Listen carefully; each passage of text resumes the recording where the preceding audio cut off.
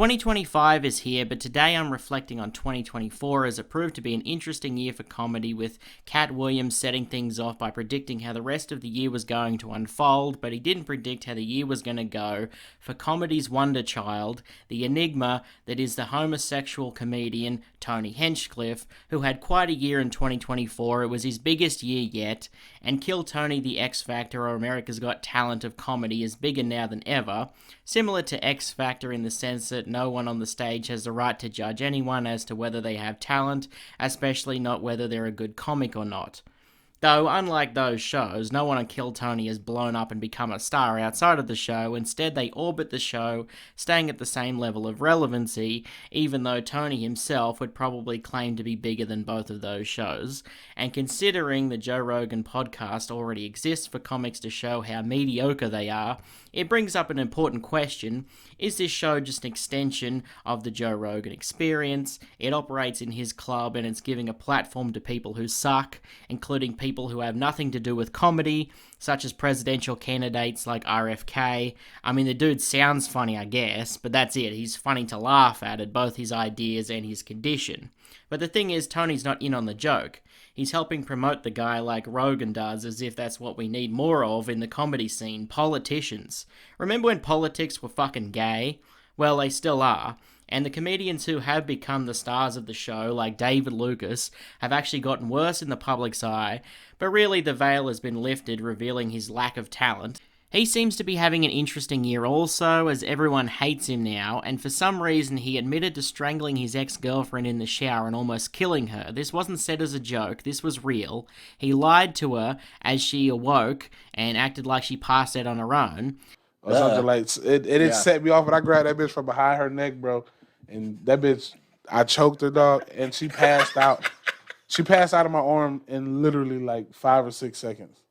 Scared. Oh my gosh. I was so scared. I thought was that in the shower? She was drying off. Drying off? Yeah, bro. She collapsed in my. That was scary as a bitch, bro. What'd you do? As soon as she hit the ground, she woke back up. I started crying. Did you drop her, or you sort of set her on the ground? Bro, I literally, like, imagine you choking somebody, yeah, and before you know, they just pass out. Oh, wow. Yeah. And I wasn't prepared to catch a body. Right. To catch her falling body. Literally and figuratively. Man, listen, bro. When she fell to the ground and she woke up, she was like, "What happened?" What'd you say? You slipped in the bathtub? I told her that she was yelling, and then she just fell out. What did she say? How'd she take that? She believed it, but then, like, when we later on down the line, I told her I had choked her. He wasn't under any interrogation when he told this story. He said it of his own volition, as if it was normal and not the most psychotic thing you could say. There's also now some sexual assault allegations against Hans Kim, one of the other Kill Tony regulars, including one from Kylie Vincent, another stand-up comedian. We don't know whether this is true, and I don't really want to make this video any longer than it's going to be, but what we do know for sure is that he's a hack comedian, and pretty much everyone on Kill Tony, including the fans, hate this guy. And these are the people we're supposed to be giving praise to. At least we know what they mean when they call themselves killers. And the biggest thing to come out of Kill Tony, besides Tony himself, was an impression of Dr. Phil. Think about that, and think about how relevant Dr. Phil is in 2025. The last time anyone was even aware of Dr. Phil was when he was introduced us to the talent that is the Catch Me Outside girl in 2016. It'd be like blowing up doing a Judge Judy impression or Jerry Springer in 2025, which I guess is what friend of the show Tim Dillon is also doing. We're supposed to be blown away by the talent that he platforms, but he platformed a comedian whose act is pretending to be the host of a reality show, one of the gayest shows that ever existed. The whole thing with that Dr. Phil impressionist Adam Ray is pretty much an SNL sketch or some gay shit like that, but without the production value. Somehow SNL is gay to all of these fans, but this isn't. So I guess what comedians are trying to say is, if you want to make something cringy, make it look like you don't care about that thing that you've made, which is cringe and gay. Instead, put little to no effort into it, because caring about what you're making is stupid now. It's also so that when people call you out for doing that lame shit in the first place, you can just claim that it was all a joke and that you were actually making fun of that kind of comedy in some kind of meta way. Because God forbid a comedian actually putting some effort into what they're making and making something that they're proud of, that they can actually watch afterwards, because, that's all you hear from these comedians is that they can't watch their own shit. Well, maybe that's why. This is the point that comedy has fallen to, that we're supposed to be impressed with this level of quality and effort. At least you don't ever have to worry about having high expectations. And now the Dr. Phil impressionist Adam Ray has a show or special or whatever you want to call it with the actual Dr. Phil on Netflix. So the most relevant person in the Kill Tony sphere is a guy who needs Dr. Phil to get a show on Netflix. Never mind actually doing stand-up, instead just sit down with Dr. Phil, one of the biggest scammers on TV, and that's comedy now. And if you're going to do that, you have to at least rip on him a bit, like in a Borat kind of way. This is just a fluff piece to make Dr. Phil look good, unless you rip into him and make him look stupid in some kind of funny way. Otherwise, you're just promoting this fat, bald scumbag. The same as comedians have been doing with Dr. Drew, who's also a huge scammer and a scumbag. And do these doctors want to be on the same platform that's also promoting RFK? If they cared about medicine, they wouldn't. Just like the comedians, they only care about what they get in return for selling their souls and promoting the suckling of Satan's cock. It is funny, though, that he got this show because he has some kind of special on Netflix when Tony no longer has anything of his own on Netflix. I'm pretty sure Tony made his special one shot for Netflix and they got rid of it. How often does Netflix get rid of shit that they've made?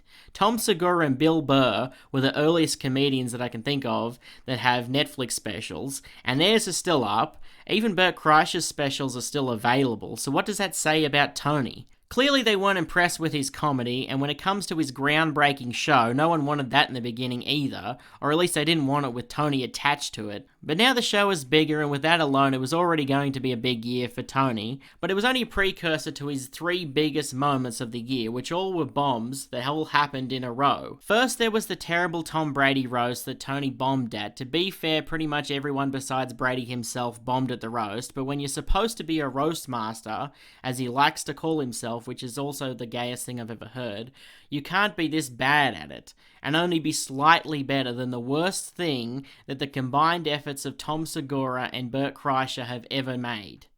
Someone needs to take that title away from him. I mean, what kind of evidence does he even have that he's reached that level of master anyway in roasting? I haven't seen any certificate or credentials. He barely got on that thing in the first place, he just has the right connections, and it's obvious because no one there knew who Tony was, and yet he got this opportunity, which is a common theme for him now, as he then went on to do the Trump rally, which is now the biggest bomb possibly in comedy history. Bombs this bad happen every once in a while. It's a once-in-a-decade moment like Kramer had over a decade ago. It was big enough to make the news and make a good chunk of America aware of it. It was so bad, though, that Trump didn't want anything to do with him and even said he didn't know him afterwards. Never saw him, never heard of him, and don't want to hear of him. But I have no idea. They put a comedian in, which everybody does. You throw comedians in. You don't vet them and go crazy. It's nobody's fault. Now, being around Rogan, he probably had heard something about him.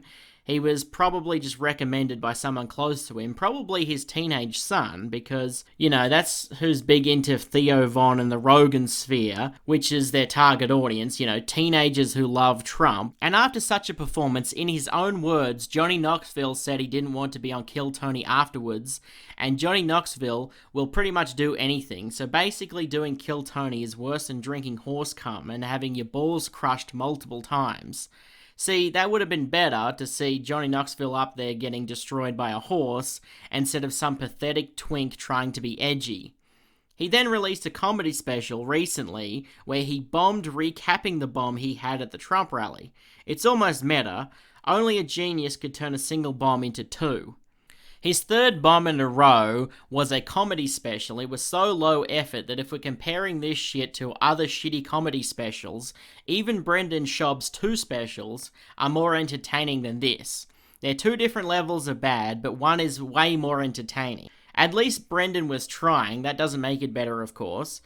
But when you know Tony could have done more, it makes it look even worse on his part. This is enough to make a special out of, apparently, just reiterating what you've already seen, which was a bomb.